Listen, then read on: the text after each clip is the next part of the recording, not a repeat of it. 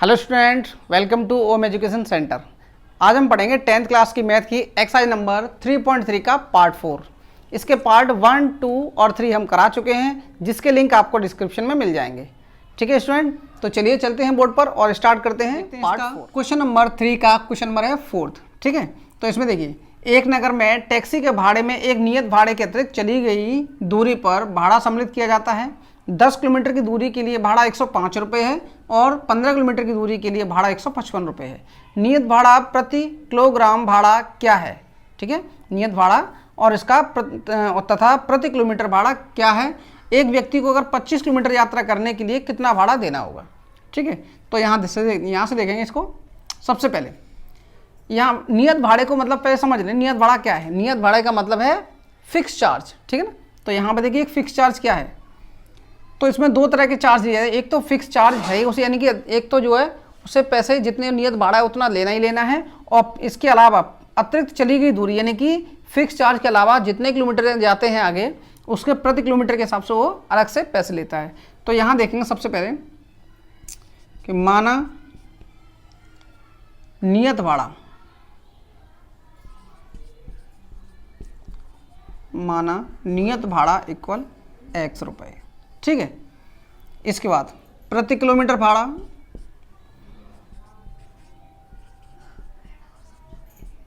Equal y रुपये है। ठीक है, ये है।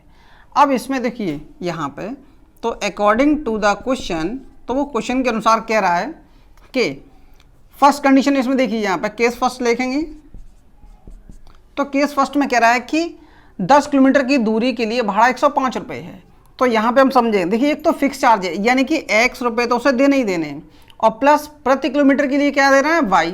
तो अगर वो 1 किलोमीटर जाता है तो उसे y रुपये देने पड़ते हैं, और 10 किलोमीटर जाएगा तो उसके लिए उसे कितना देना पड़ेगा? 10y। तो प्लस 10y और दोनों को मिलाकर यानी फिक्स चार्ज और 10y दोनों को मिलाकर उसने दिए हैं कितने? 105 यानी कि 105 रुपये दिए हैं।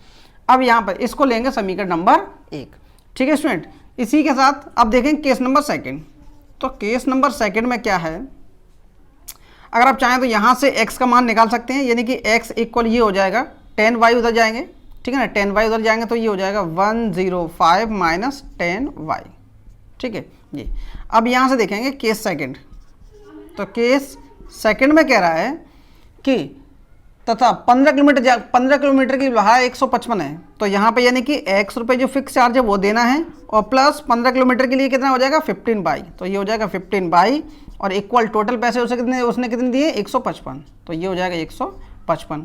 ठीक है, यहाँ से समीकरण नंबर 2। तो यानी कि समीकरण 1 से में जो x का मान प्राप्त हुआ है उसका मान कितना है, किस में रखेंगे हम? समीकरण 2 में रखने पर। ठीक है, यानी कि समीकरण 1 से प्राप्त x का मान समीकरण 2 में प्रतिस्थापित करने पर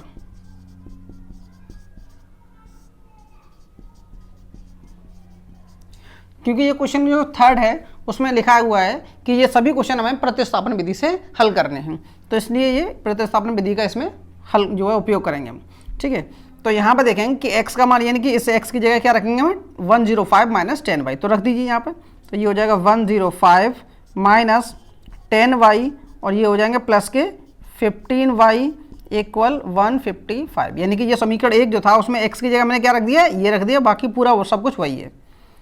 105 उधर जाएंगे, माइनस के हो जाएंगे, यहाँ पर 10y देखिए माइनस के 10y हैं, माइनस के 10y और प्लस के 15y इक्वल 155 और ये माइनस का हो जाएगा 105 यहाँ पे।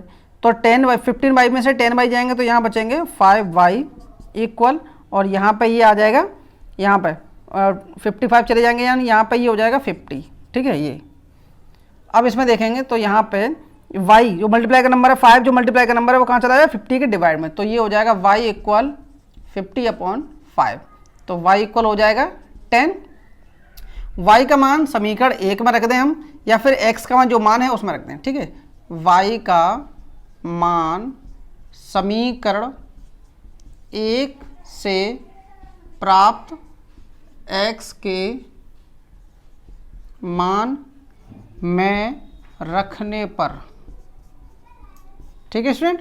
अब ये y का मान जो है हम कहाँ रखेंगे, समीकरण 1 से प्राप्त जो x का मान है उसमें रखेंगे। तो ये हो जाएगा x इक्वल 105 माइनस 10 इंटू, और y की वैल्यू कितनी है 10, ये ठीक है। तो यहाँ पर ये हो जाएगा देखिए x इक्वल 105 माइनस ये हो जाएगा 100, तो x की वैल्यू कितनी आ जाएगी 5।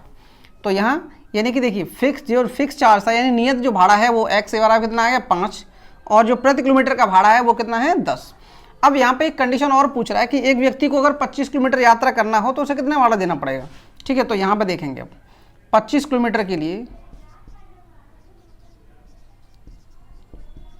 25 किलोमीटर के लिए भाड़ा, तो देखो यानी कि हमें x देना है, यानी तो 25 किलोमीटर का भाड़ा कितना हो जाएगा, इक्वल x प्लस 25y, ठीक है। तो x की वैल्यू कितनी है 5 प्लस 25 इंटू y की वैल्यू कितनी है y की वैल्यू कितनी है 10, तो ये हो जाएगा यहाँ पर 10, ये पूरा 10 है, ठीक है। तो ये हो जाएगा 5 इंटू 250 250 ये हो गए, और ये हो जाएगा 255। तो उसे 25 किलोमीटर के लिए भाड़ा कितना देना होगा 255, ठीक है स्टूडेंट। ये क्वेश्चन आपके समझ में आ गया हो, अगर इसका स्क्रीनशॉट लेना हो तो आप ले सकते हैं। ये क्वेश्चन यहाँ पर फिनिश हो गया। अब देखते हैं इसके अगला वाला क्वेश्चन, यानी क्वेश्चन स्टूडेंट देखते हैं क्वेश्चन नंबर 5। तो क्वेश्चन नंबर 5 क्या कह रहा है, यदि किसी भिन्न के अंश और हर में 2 जोड़ दिया जाए तो वह 9/11 हो जाती है। यदि अंश और हर में 3 जोड़ दिए जाए तो वो 5/6 हो जाती है। तो वह भिन्न ज्ञात कीजिए, ठीक है। तो यहाँ से देखिए ऐसे जो फ्रैक्शन वाले क्वेश्चन आते हैं बहुत ही सिंपल क्वेश्चन होते हैं, और इनको करने का सबसे आसान तरीका ये है कि देखिए यहाँ पे माना भिन्न का, यहाँ से लिख लेंगे हल, ठीक है। माना भिन्न का अंश बराबर है x और भिन्न का हर इक्वल है y। अंश को बोलते हैं, अंश को इंग्लिश में बोलते हैं न्यूमरेटर, और हर को इंग्लिश में बोलते हैं डिनोमिनेटर, ठीक है स्टूडेंट। अब यहाँ से देखेंगे तो भिन्न कितनी बनेगी, तब भिन्न कितनी हो जाएगी x अपॉन y। अब देखेंगे अकॉर्डिंग टू द क्वेश्चन, इस क्वेश्चन में वो क्या कह रहा है, केस फर्स्ट यानी कंडीशन फर्स्ट या प्रथम शर्त अनुसार भी कह सकते हैं। कह रहा है यदि किसी भिन्न के अंश और हर में 2 जोड़ दिया जाए तो वह 9/11 हो जाती है। तो यहाँ पे देखेंगे कि x/y जो फ्रैक्शन है, ठीक है, x अपॉन y जो फ्रैक्शन है उसमें कितने जोड़ने हैं, अंश और हर में 2 जोड़ने हैं, यानी कि अंश और हर में 2 जोड़ दिए जाए तो इक्वल फ्रैक्शन कितनी हो जाती है 9/11 हो जाती है। तो यहाँ से क्रॉस मल्टीप्लाई करेंगे, 9 का मल्टीप्लाई यहाँ करेंगे तो ये हो जाएगा 11x प्लस 22, ठीक है। और इसके बाद ये जो y है उधर जाएगा तो 9 का मल्टीप्लाई हो जाएगा 9y प्लस 9 2 जा 18, तो y को उधर ले जाओ, फिर 22 को उधर ले जाओ, ठीक है। तो ये हो जाएगा कि 11x equal 9y plus 18 minus 22, ठीक है, माइनस 22। अब माइनस 22 में से 18 माइनस हो जाएंगे, तो यहाँ देखिए तो ये हो जाएगा 11x, या फिर 11 जो मल्टीप्लाई का नंबर है वो डिवाइड में चला जाएगा तो x बचेगा यहाँ पे, तो ये हो जाएंगे 9y, और माइनस के बचेंगे ये यहाँ पे 4 -4/11, ठीक है। तो ये x का ये मान आ गया है x का, यहाँ से ये समीकरण 1 हमें जो बन गया है, या समीकरण 1 से हमें जो प्राप्त हुआ है x का मान ये रहा। अब यहाँ पे देखेंगे केस सेकंड, तो केस सेकंड में वो कह रहा है कि फ्रैक्शन जो है यहाँ अगर अंश और हर दोनों में 3 जोड़ दिया जाए, अंश और हर दोनों में, ठीक है ना, यानी कि फ्रैक्शन हमारी कितनी है x/y है, दोनों में कितने जोड़ रहे हैं 3 जोड़ दिया जाए तो फ्रैक्शन कितनी हो जाती है 5/6, यानी कि भिन्न जो है 5/6 हो जाती है। क्रॉस मल्टीप्लाई करेंगे तो ये हो जाएगा हमारा 6x प्लस 18, 6 का 6x प्लस 6 3 18, 5y प्लस 15, ठीक है ये। अब यहाँ से जो 18 है उसको उधर ले जाएंगे, तो यहाँ पे देखें अब तो ये हो जाएगा 6x minus 5y equal 15 minus 18, तो ये हो जाएगा फिर हमारा 6x माइनस 5y इक्वल -3। ये है हमारा, देखिए यहाँ पर अगर हम चाहें तो समीकरण 1 इसको ले सकते हैं, यानी कि 1, और ये समीकरण 2 हो जाएगा, ठीक है। तो यहाँ पे देखेंगे समीकरण 1 से जो हमें x का मान प्राप्त हुआ उसको हम समीकरण 2 में रखेंगे, ठीक है। तो यहाँ लिख दें कि x का मान समीकरण 2 में प्रतिस्थापित करने पर।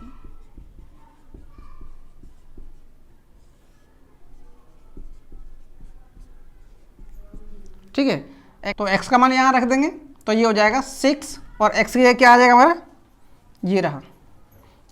ठीक है, 6 ये रहा, x की जगह क्या आएगा हमारा 9y माइनस 4 अपॉन 11, तो ये हो जाएगा 9y माइनस 4 अपॉन 11। ठीक है, और ये माइनस का है हमारा, माइनस का 5y इक्वल -3। ठीक है, अब यहाँ से क्या करेंगे, 6 का अंदर मल्टीप्लाई करेंगे तो ये हो जाएगा 6 9 जा 54, y 6 9 54 माइनस 6 चौके 24। ठीक है, अपॉन में 11, और यहाँ पे माइनस 5y इक्वल -3। दोनों कैल्शियम लेंगे, दोनों कैल्शियम कितना आ जाएगा 11 आ जाएगा। तो यहाँ पे देखेंगे ये हो जाएगा 54y माइनस 24, और ये हो जाएगा माइनस 11 का 55 में करेंगे तो ये हो जाएगा 55y इक्वल -3। यहाँ माइनस के 55y हैं तो इसमें से प्लस के 54 जाएंगे तो बचेगा माइनस का y, या 1y भी कह सकते हैं, और -24 ये आ गए। ये डिवाइड का नंबर है, मल्टीप्लाई में चला जाएगा तो ये हो जाएंगे माइनस के 33, 24 उधर जाएंगे प्लस के हो जाएंगे तो माइनस y इक्वल बचेगा फिर ये -33 प्लस 24। ठीक है, तो यहाँ माइनस y इक्वल आ जाएंगे -9, माइनस से माइनस कैंसिल और y इक्वल आ जाएगा 9। y का मान समीकरण 1 में रखने पर, y का मान समीकरण 1 में रखने पर या प्रतिस्थापित करने पर एक ही बात है। ठीक है, तो जब y का मान समीकरण 1 में रखेंगे तो देखिए x इक्वल कितना आ जाएगा 9 इंटू, और ये y की जगह आ जाएगा 9 माइनस 4 अपॉन 11। अब यहाँ से x इक्वल हो जाएगा फिर यहाँ पर 9 9 जा 81 माइनस 4 और अपॉन 11। ठीक है, अब यहाँ से देख लीजिए थोड़ा सा, 81 में से 4 जाएंगे तो यहाँ बचेगा 77। ठीक है, तो x इक्वल हो जाएगा 77 अपॉन 11। ठीक है, ये तो x इक्वल आ जाएगा 7। तो यहाँ दोनों के मान निकल आए हैं, यानी कि यहाँ पे दोनों के मान निकल आए हैं। x इक्वल में 7 है और y इक्वल है 9।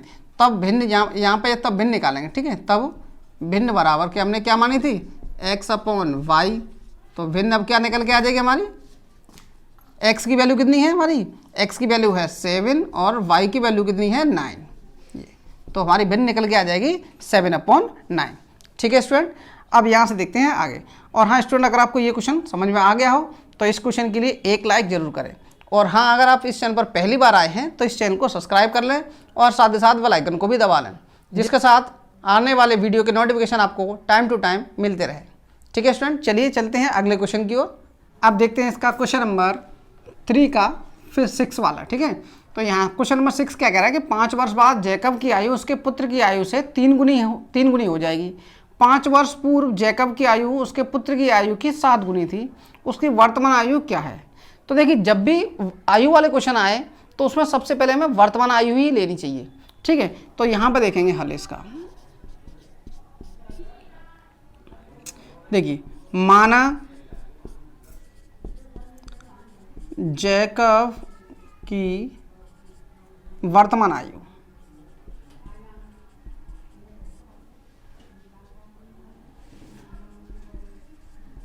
इक्वल x वर्ष।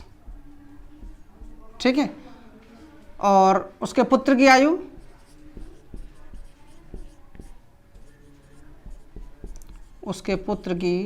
वर्तमान आयु इक्वल y वर्ष। ठीक है स्टूडेंट, यहाँ तक हमने ले लिया। अब देखेंगे according to the question, first condition है वो क्या है, केस फर्स्ट। ठीक है, तो केस फर्स्ट में क्या कह रहा है वो कि 5 वर्ष बाद, तो यहाँ लिख लेंगे 5 वर्ष बाद। ठीक है, अब 5 वर्ष बाद क्या है, देखिए कि अभी जो वर्तमान आयु जो है जैकब की आयु भी x वर्ष है और उसके पुत्र की भी आयु x जो है y वर्ष है। तो 5 वर्ष के बाद क्या होगा कि दोनों की आयु जो है 5 वर्ष वृद्धि हो जाएगी दोनों की आयु में। ठीक है। 5 वर्ष बाद क्या होगा, दोनों की आयु में 5 वर्ष की वृद्धि हो जाएगी। लेकिन अब वो कह रहा है कि 5 वर्ष बाद जैकब की आयु उसके पुत्र की आयु से 3 गुनी है, यानी कि ये जो जैकब की आयु है इसके पुत्र की आयु से 3 गुनी है। यानी कि जब ये वाली आयु 3 गुनी है तो इक्वल का साइन हमें प्रूव करने के लिए हमें क्या करना होगा, ये भी हमें 3 गुना करना होगा। तो इसके लिए हम क्या कर देंगे, 3 से मल्टीप्लाई कर देंगे पुत्र की आयु में। ठीक है, तो यहाँ से देखेंगे अब ये हो जाएगा x + 5 = 3y + 15। 3y को उधर लेके आएंगे, 5 को उधर लेके जाएंगे। ठीक है, तो ये हो जाएगा x - 3y = 15 - 5। तो ये हो जाएगा x - 3y = 10। ठीक है, समीकरण नंबर 1। यहाँ से हम x का मान प्राप्त करेंगे तो x इक्वल हो जाएगा 10 + 3y। ठीक है, अब यहाँ से देखेंगे केस सेकंड। तो केस सेकंड हमारा क्या कह रहा है, केस सेकंड में कह रहा है कि यदि 5 वर्ष पूर्व, तो 5 वर्ष पूर्व लिखेंगे हम, 5 वर्ष पूर्व। तो 5 वर्ष पूर्व दोनों की आयु, यानी कि ये जैकब की आयु है और ये पुत्र की आयु है। 5 वर्ष पूर्व का मतलब है कि 5 वर्ष पहले, तो दोनों की आयु जो है 5 वर्ष पहले कम थी 5 वर्ष। तो यहाँ से लिखेंगे -5, यानी कि ये भी 5 वर्ष छोटा था और पुत्र भी 5 वर्ष छोटा था। तो अब यानी कि 5 वर्ष पहले क्या था कि 5 वर्ष पूर्व जैकब की आयु उसके पुत्र की आयु की 7 गुनी थी। यानी कि ये जो जैकब है इसकी आयु कितनी थी, अपने पुत्र की 7 गुनी थी। यानी कि ये आयु कितनी है, 7 गुनी है। तो इक्वल का साइन हमें प्रूफ करने के लिए क्या करना होगा, इधर 7 से मल्टीप्लाई करना होगा। तो मैं 7 से मल्टीप्लाई कर दिया। अब यहाँ देखेंगे ये हो जाएगा x - 5 = 7y - 7 5 जा 35। ठीक है स्टूडेंट, अब यहाँ से देखेंगे तो यहाँ से देखें कि ये हो जाएगा यहाँ पे x - 5 = 7 का अंदर मल्टीप्लाई हो जाएगा, तो ये हो जाएगा 7y - 7 5 जा 35। 5 को उधर ले जाएंगे, 7y को उधर लेके आएंगे, तो ये हो जाएगा x - 7y = -35 + 5। तो ये हो जाएगा x - 7y = -30। Equation number second. ठीक है, अब यहाँ से हम अगर जो है जो x समीकरण 1 से मैं जो x का मान प्राप्त था उसको हम समीकरण 2 में प्रतिस्थापित करेंगे। यहाँ लिख देंगे समीकरण 1 से प्राप्त x का मान समीकरण 2 में प्रतिस्थापित करने पर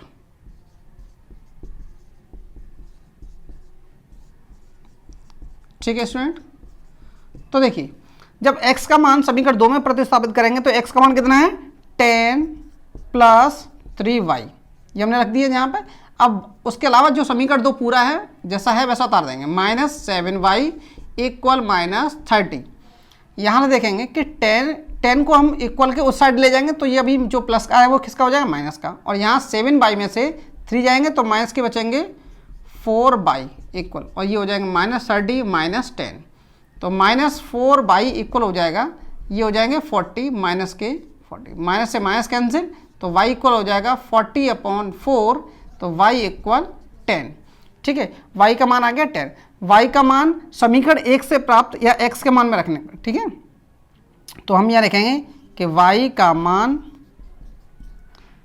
समीकरण 1 से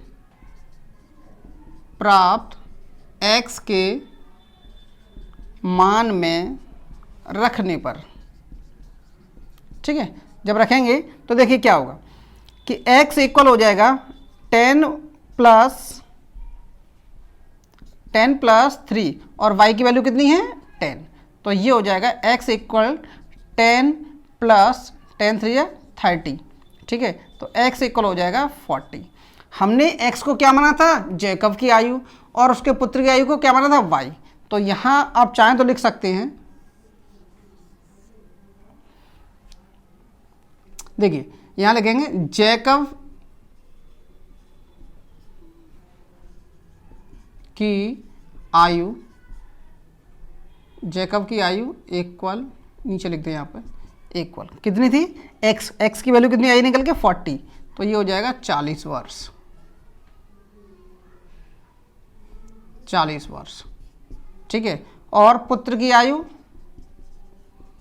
पुत्र की आयु कितनी हो जाएगी, y इक्वल 10, तो पुत्र जो है वो 10 वर्ष का है। ठीक है स्टूडेंट, पूरा क्लियर है यहाँ तक। और ये एक्सरसाइज नंबर 3.3 आपकी कंप्लीट होती है यहाँ पर। अगर आपको ये क्वेश्चन अच्छा लगा हो और इसका आप स्क्रीनशॉट लेना चाहें तो आप ले सकते हैं। अगर आपको इस पूरे एक्सरसाइज में अगर कोई डाउट हो तो आप मुझे कमेंट बॉक्स में कमेंट कर सकते हैं और हम पूरी कोशिश करेंगे कि आपके प्रॉब्लम का सॉल्यूशन कराएं। और अगर आपको ये वीडियो अच्छी लगी हो तो इस वीडियो को लाइक ज़रूर करें और साथ ही साथ इस चैनल को सब्सक्राइब कर लें और जिसके साथ ही बेल आइकन को भी दबा लें, जिससे आने वाली नोटिफिकेशन आपको प्राप्त होते रहें। ठीक है स्टूडेंट, मिलते हैं नई एक्सरसाइज के साथ, नए क्वेश्चन के साथ अगली आने वाली वीडियो में। तब तक के लिए बाय, टेक केयर।